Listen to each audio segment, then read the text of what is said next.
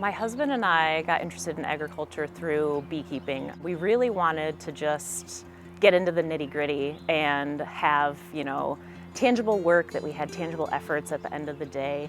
I was in college to be a teacher actually, and I found that I was having a lot more opportunities to work with kids on a one-to-one scale when I would talk to them about beekeeping, or I'd talk to them about gardening, or talk to them about pollination.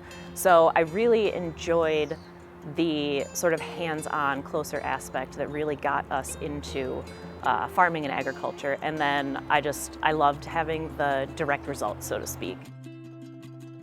I definitely feel like we have a little bit of, this is what we were meant to do. This is why we were here. We are stewards for, the earth in general, but also for honeybees, how necessary they are, how important they are as social creatures, and how much we depend on them.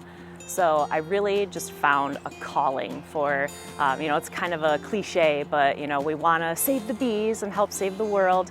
But everything is so interconnected that it really just brought out this passion inside of me when I realized I could not only be kind of playing in the dirt and growing some food and getting some pretty flowers and keeping my bees, but also like really tangibly working with these factors that were going to help enrich me now and my kids later and other people in our community. We've got 8 acres here in Jackson. We started beekeeping in 2008 and we moved here in 2009. So we've been beekeeping for the 15 years, about 14 years right here in Jackson. The largest thing that we gain from our honeybees is their pollination. The biggest commodity that we probably gain would be the beeswax and the honey as byproducts, and then we cater a lot toward educating. So education and awareness is actually a large commodity that we produce with our beekeeping. It isn't so much about us being the largest, the best, or the biggest beekeepers. We're really in this to provide awareness, education, and information to actually help other people become beekeepers. There's a much larger sustainability factor that we try to provide with our beekeeping.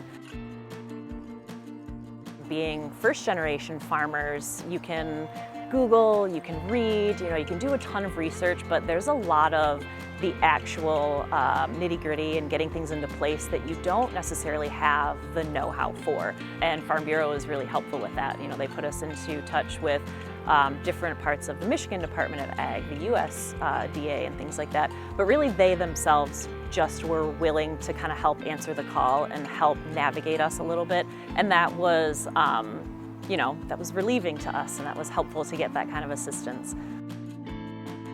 If someone were asking me about potentially wanting to become a Farm Bureau member, the easiest thing to say is, what have you got to lose? What do you have to not potentially gain by just putting yourself out there to more resources, more networking?